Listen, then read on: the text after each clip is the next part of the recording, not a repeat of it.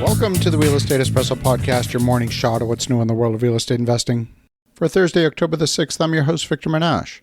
On today's show, we're taking a look at the inflation index that's being used to determine interest rate policy. We live in a strange time right now where the Fed considers economic growth to be against their objective of taming inflation. What's normally good is bad, and what's bad is good. It's an upside-down world at the moment. The largest component of the Core CPI metric that the Federal Reserve uses to measure inflation is housing. It accounts for 40% of the metric. On tomorrow's show, we're going to look deeper into the housing component of the Core CPI metric. On today's show, we're going to look at the healthcare component, which makes up about 11% of the Core CPI metric. Now, healthcare makes up about 19.7% of the economy in the United States, but somehow it's only reflected as 11% of Core CPI, or a little over 8% of the full consumer price index. Part of the reason for that is that healthcare costs have tended to increase faster than many other segments of the economy. For that reason, there's a widely held belief that weighting in the CPI is reduced in order to reduce the impact of those cost increases on the inflation metrics. But healthcare is difficult to measure. Many people don't access healthcare in a simple way like you might buy milk at the grocery store. There's a major insurance component in any healthcare discussion. There's also a Medicare and a Medicaid component, but an insurance premium is not the true cost of healthcare. Each year, insurance premiums go up according to some prescribed formula as determined by an underwriter. This is where insurance companies get their revenues, and the only way to gauge the costs is to subtract the costs paid by the insurance companies and look at the retained earnings at the end of the year. This maybe sounds convoluted, and it is. They're measuring the profit earned by insurance companies as a proxy for healthcare costs. The way the Bureau of Labor and Statistics computes inflation in healthcare is by adding up all of the consumption of healthcare in the economy and looking at the retained earnings in the health insurance companies. And if the retained earnings went up on a relative basis compared with the premiums collected, then healthcare costs would have been deemed to have fallen. If retained earnings went down compared with the premiums collected, then the insurance companies would have spent more on healthcare. That's how they measure inflation, believe it or not. If a patient has a copay component and the insurance company, let's say, pays 80% of the cost and the patient pays 20%, then they would attach the appropriate weighting in the insurance component of the cost. Now, if you're thinking there's a lot of math involved here, you would be correct. Not only that, getting the retained earnings from all the insurance companies is a massive undertaking. Net result is it takes a full 9 months for the Bureau of Labor and Statistics to amass those results.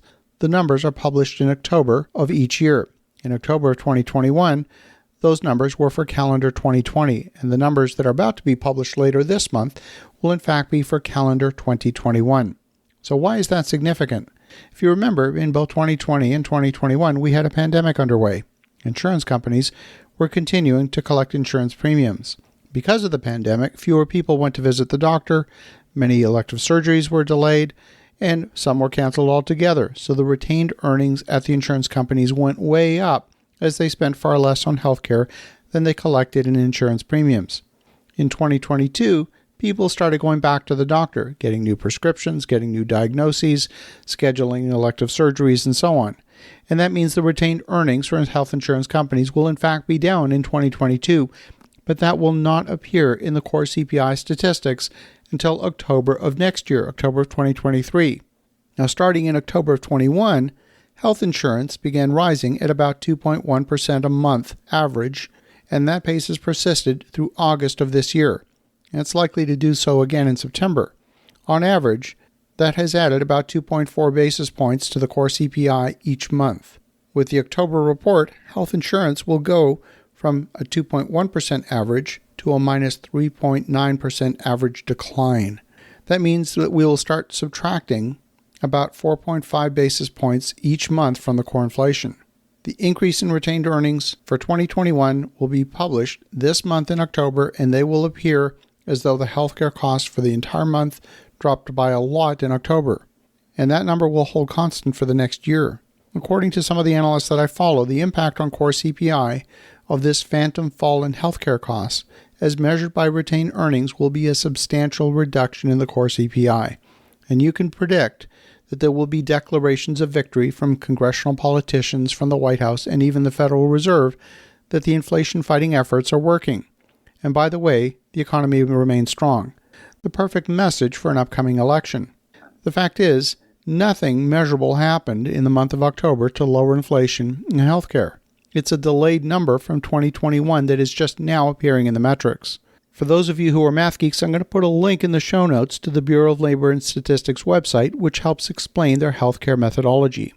This is yet another example of a financial model which is truly disconnected from the reality on the ground, being used to make political and economic decisions that materially affect the daily lives of virtually every citizen in the nation. As you think about that, have an awesome rest of your day. Go make some great things happen. We'll talk to you again tomorrow.